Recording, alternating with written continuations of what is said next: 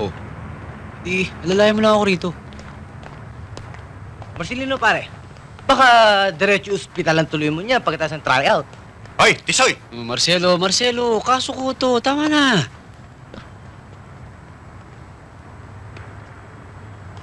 Coach. Sir. Mabuti dumating ka na. Uurasan kita. Pag nakuha mo required time, baka sakali matanggap ka. Coach, baka naman pwede mag-donate na lang ako ng building para sa alam niyo na. Hoy, bribery yan. Hindi pwede dito yan. Sir, kahit uniforme ng buong team, kaya niya sagutin. Sino ka ba? Hoy, hindi ka kasali ha? Doon ka. Doon ka sa starting line. Oh? Sige, doon ka. Magbanat ka ng buto mo.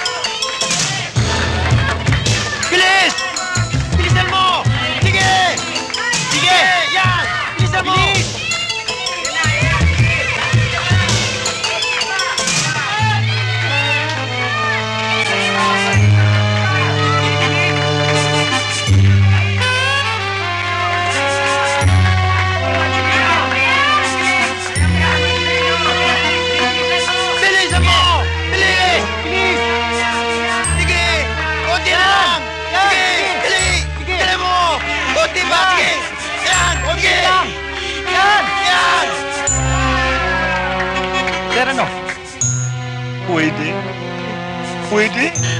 Marcelino! Marcelino! Marcelino!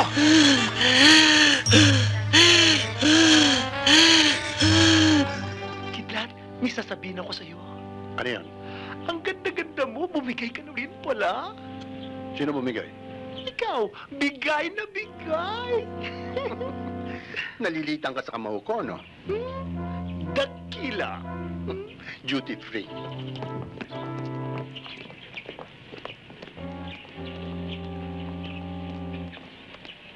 Sweetheart, darling.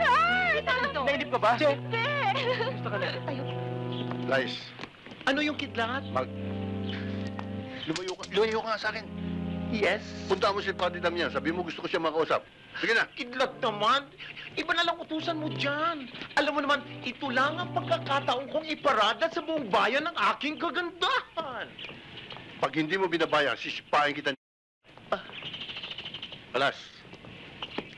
Ikaw na pumunta kay Padre Damian. Sabi mo gusto ko siya makausap. Rosario! Kuya! Kuya, si Juan! Tinangay ng tao paniki. Ay si... Sumunod si Ana. Naku, mapapahamak yun Huwag kang mag-alala, kuya. Kasama niya yung tagapagligtas. Sinong tagagalas? Si Pedro, yung may suot na 4 bidas. Nandito nga yung kasama niya eh. Ricky! Ayun siya. Yata yan eh. Hindi na sinigil eh. Tita Ricky! Gusto ko no? Bakasuya ka talaga. Talpog na naman sa... Ikaw naman, lagi na lang ganun ang iniisip mo eh. Hindi nga ako nakapag-ayos eh. Nagmamadali ako eh. Hoy, pahiram ng damit mo ha? Ikaw rin, ang cute-cute mo. Walang iya ka. Kilala kita. Nasaan ang baul ko? Nasaan si Pedro? Hoy, matanda mo kang chicharong bulaklak. Huwag mo ako masuratan, ha? Hindi kita nakikilala. Anong hindi kilala? Hindi kita kilala. Silahit! Hoy, Tagol mo nga ako huwag kang dyan. ganyan ha? Hindi mo pwedeng saktan ng aking amiga dahil kung hindi... Kidlat, nandiyan ka pala, Kidlat. Kidlat, kilala mo ko. Wala akong kasalanan. Yan, masamang tao yan. Lulukohin ka niyan. Ninakaw niya ng mga ari-arian ko eh. Tulungan mo ko. Kulong yan. Naku, bakit mo ako ikukulong? Wala akong kasalanan. Pagka ayaw magpakulong, Naku! pilitan.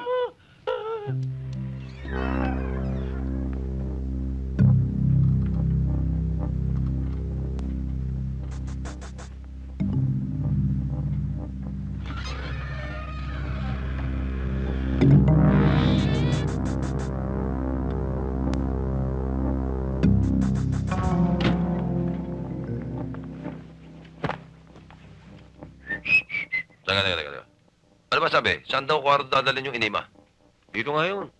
Oh, yan eh. Bukas yung pinto. Siguro yan na. Oo, sige.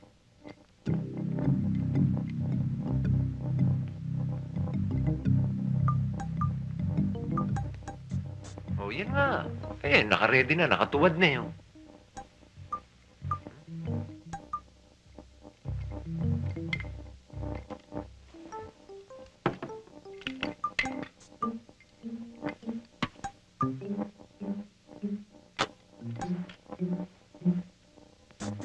Yung KY. KY? Hindi ko nadala eh. Eh, paano to? Hindi bale, malaki naman. Kaya yan.